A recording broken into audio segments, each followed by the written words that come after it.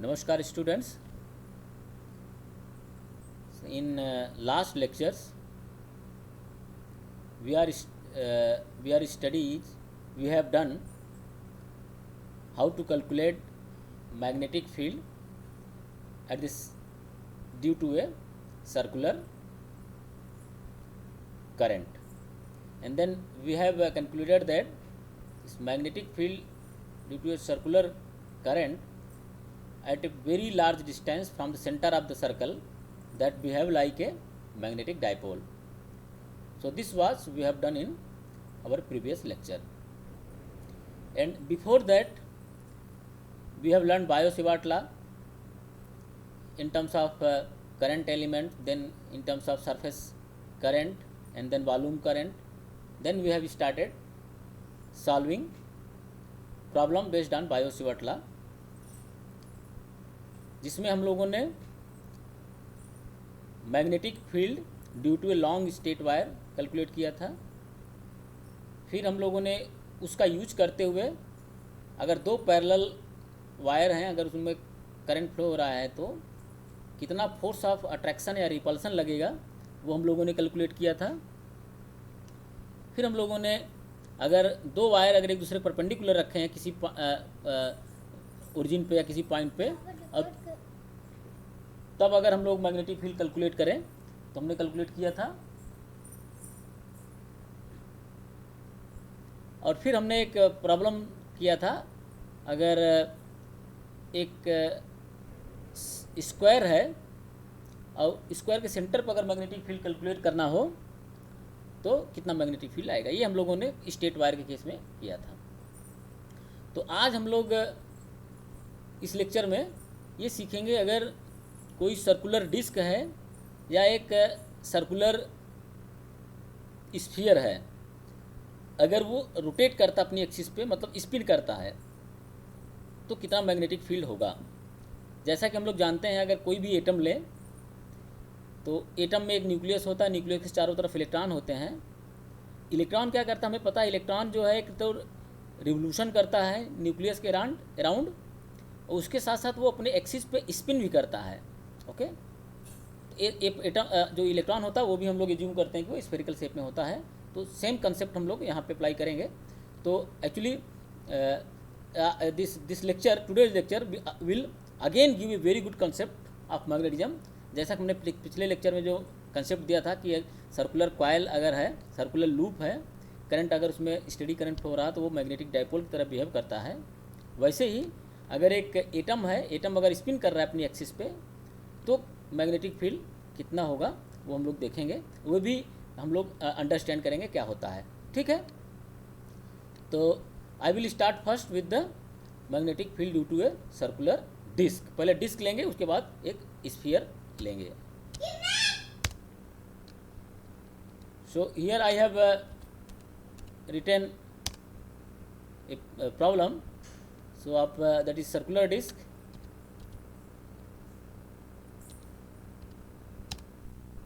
So this is the problem of circular disc.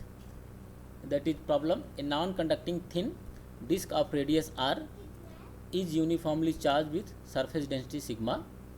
The disc rotates about its central axis at angular speed omega. Find the magnetic field at the center of disc, and okay, let us do only this up to this point. I will forget these things. So how we have to find out? So the problem is given here, that is we are given with a disc, एक circular disc है, ठीक है, और इस disc पे sigma charge density है, और ये डिस्क जो है ओमेगा एंगुलर स्पीड से मूव कर रही है जेड एक्सिस के लंग। मान लेते ये सेंटर है, तो अगर ये जेड एक्सिस है, जेड एक्सिस के लंग डिस्क मूव कर रही है, और इस डिस्क जो है एक्स वाई प्लेन में सिचुएटेड है। तो इसमें मैग्नेटिक फील्ड क्यों आएगा, कोई आंसर दे सकता है क्या? डिस्क रोटेट कर रही हो, सिग्मा चार्ज डेंसिटी है, ठीक है। तो अगर आप सोच चुके हैं तो ठीक है, नहीं तो मैं अब शुरू करता हूँ, ठीक है। तो अगर यहाँ पे देखें तो सर्कुलर डिस्क जो है रोटेट कर रही है। सर्कुलर डिस्क जब रोटेट करेगी तो जो चार्ज डेंसिटी है ये आल्सो भी रोटेट करेगी, मतलब मूव करेगा, ठीक है। तो if there is angular velocity of the charge this disc, It means because of this angular velocity, obviously this disk have some velocity, means this charge have some velocity. It means charge is moving.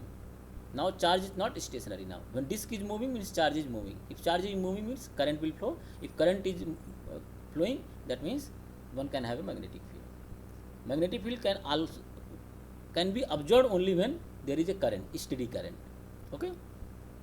तो now if angular velocity speed constant angular velocity से move करे तो मतलब charge constant velocity से move कर रहा है, मतलब करंट स्टेडी स्टेट करंट जो है स्टेडी करंट फ्लो हो रहा है. ठीक है. So we can write the we can find out the current. So how we can solve such kind of problem? So in order to solve this problem, so we have to consider a small circular circle on the disk of radius x and thickness dx. ठीक है. एक x radius का एक छोटा सा circle assume करेंगे और thickness dx का. तो इस छोटे से सर्कल पे कितना चार्ज है अगर ये निकाल लें तो चूँकि ओमेगा स्पीड से मूव कर रहा है तो कितना वेलोसिटी हो जाए वो निकल जाएगा. तो कितना करंट होगा इस डिस्क छोटे सर्कुलर पे वो हम निकाल सकते हैं, करंट निकाल सकते हैं. तो इस सर्कुलर जो हमने dx थिकनेस का सर्कल लिया इस पर कितना मैग्नेटिक फील्ड होगा इसके करंट एक्सिस वो निकाल सकते हैं. अगर वो निकल गया तो फिर इंटीग्रेट कर देंगे 0 से r तो पूरा डिस्क पे मैग्नेटिक फील्ड निकल जाएगा. I hope you understand. So that is what I am doing. So charge on elemental ring of radius x and width dx, if you write, obviously that is charge density is uniform, so sigma into surface area. So surface area of means area of this small ring of dx thickness. So that is 2 pi x dx, that is area. So sigma into 2 pi x dx. So this is dq, that is this charge on the small ring. Okay, which we have assumed of thickness dx. Now this disk is moving with angular velocity omega, so we know the time period. So we can write, we know the time period is equal to t is equal to 2 pi upon frequency, that is 2 pi upon omega. We can write. If you divide this time with the charge, so that will give the current. So we can find out how much current element is flowing on this small circular disk, circular ring. So that is di is equal to dq upon dt. So dq upon 2 pi omega or dq upon 2 pi into omega. और substituting the value of dq तो क्या हो जाएगा 2 pi x dx into sigma into omega upon 2 pi will be cancelled out. di will be equal to sigma omega x dx. Okay. So this is the current which is flowing due to this small circular ring which we have constructed on a disk of thickness dx. Now we can write magnetic field. We know this is a circular ring, so we know the magnetic field due to a circular ring, circular coil, circular current. In previous problem we have done. So that is we know that was mu 0 upon 2 I upon r, but here we have di current, so that will be dB is equal to, so magnetic field due to this small ring of dx thickness, that is dB is equal to mu 0 upon 2 di upon r. That is the magnetic field at the center of the ring. Okay. So now if you solve this, so we can find out the magnetic field due to this small ring. So dB is equal to mu 0 upon 2 di upon x. Here if you see, there it was r was the radius of the ring, radius of the circular coil. Here what is the radius? That is x is the radius. Okay. So that is why I have written in place of r I have written x. So what will be then mu 0 upon 2 sigma omega x dx upon x. So that is x will be cancelled out. So this will give the magnetic field due to this small circular ring, that is 1 by 2 mu 0 sigma omega dx. Now if you integrate this x from 0 to infinity 0 to r, that will give the magnetic field due to the whole disk. So that is b is equal to db 0 to r. So this will give 1 upon half sigma mu 0 omega r. So this is the answer. This is what we have been asked to calculate. Okay. So I hope you understood. Now let us try to solve another problem, that is problem related to the sphere. Okay. So in this problem, what I have given, find the magnetic field due to a conducting sphere of radius r and charge density sigma. spinning at the constant angular velocity omega about the z axis.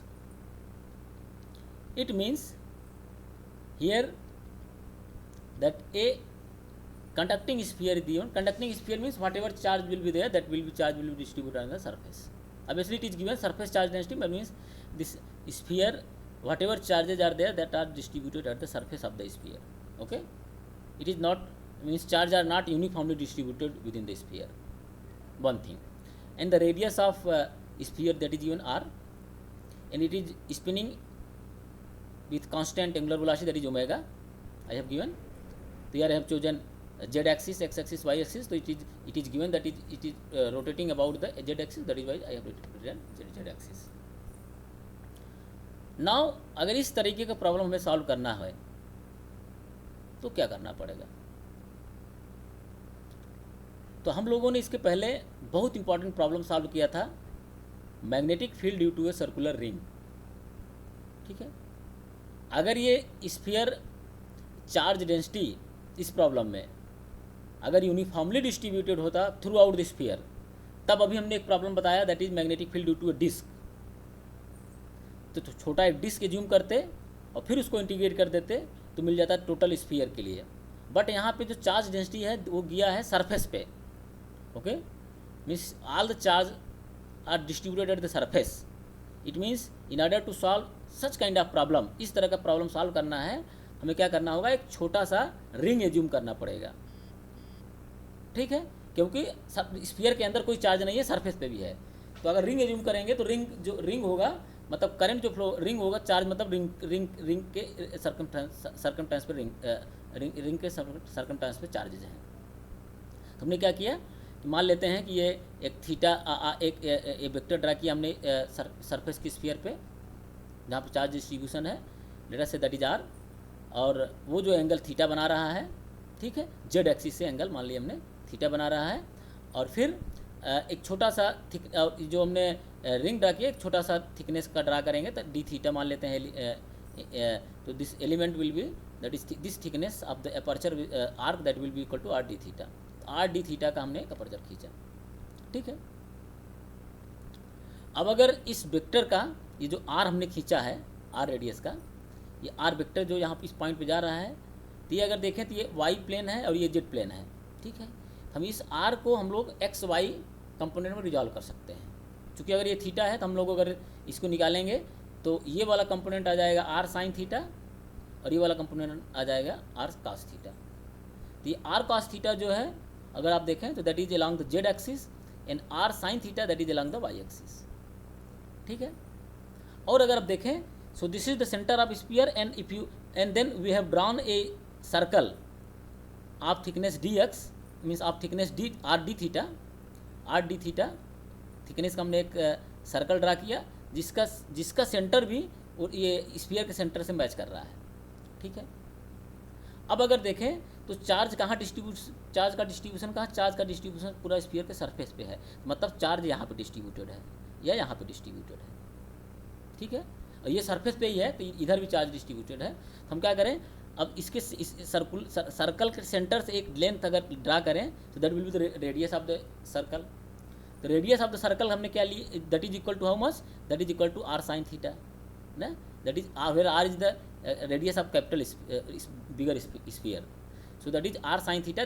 I have assumed that is vector r, let us say. So this is r, which is the radius of the circle which we have drawn on the sphere. Okay. Now अब हम यहाँ पे we know that we can calculate the magnetic field due to a circular loop. तो अगर यहाँ पे देखें तो ये एक सर्कुलर लूप हमने बना दिया. इसमें चार्ज q अगर है डी क्यू चार्ज है, क्योंकि ये कांस्टेंट एंगुलर वेलोसिटी से मूव कर रहा है. अगर स्फीयर मूव कर रहा है तो ये सर्कल भी कांस्टेंट एंगुलर वेलोसिटी से मूव करेगा. इसका मतलब चार्ज जो इस पर सरफेस चार्ज होंगे वो भी मूव करेंगे, तो एक करंट फ्लो कराएंगे. वो करंट फ्लो कराएंगे तो इसका मतलब मैग्नेटिक फील्ड, उसके कारण यहाँ सेंटर पे कहीं मैग्नेटिक, सेंटर पे या कहीं भी जेड एक्सिस पे मैग्नेटिक फील्ड मिलेगा. ठीक है, तो वही हम यहाँ पे करेंगे.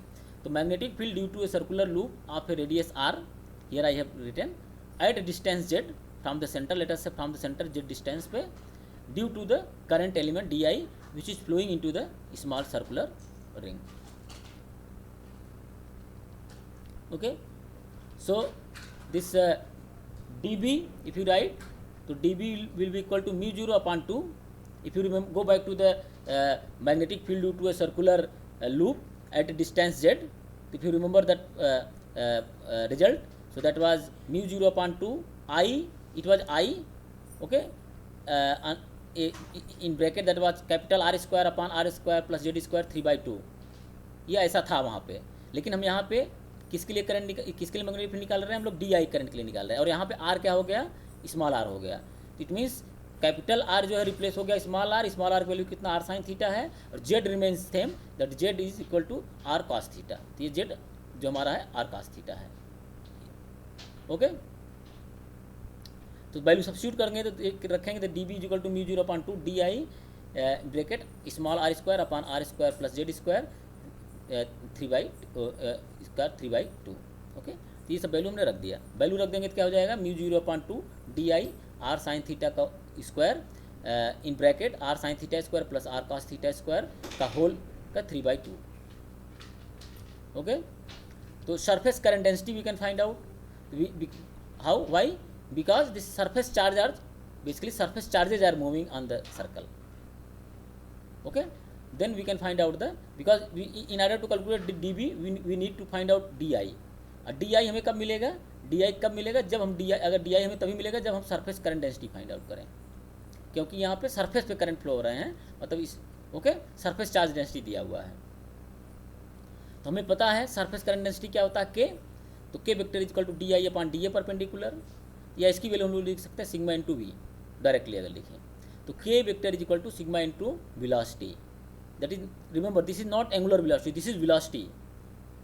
ओके, तो अगर डी आई लिखें तो हम लोग यहाँ से लिख सकते हैं D I is equal to K D A perpendicular, या यहाँ पे लिखें तो D I is equal to K D A perpendicular. K की वैल्यू क्या है, सिग्मा इंटू वी. हम लोग लिख सकते हैं D I is equal to sigma into V D A perpendicular.